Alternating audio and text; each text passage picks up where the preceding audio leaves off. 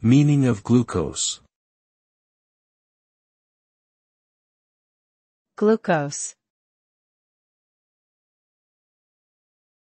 Glucose. Glucose. Glucose.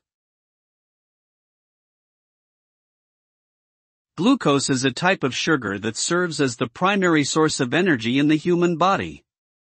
It is a simple carbohydrate that is broken down from the food we eat and transported through the bloodstream to various organs and tissues where it is used as fuel. Glucose is particularly important for brain function, as it is the only source of energy that can be used by brain cells. Abnormal levels of glucose in the blood can lead to a range of health problems, including diabetes and metabolic disorders.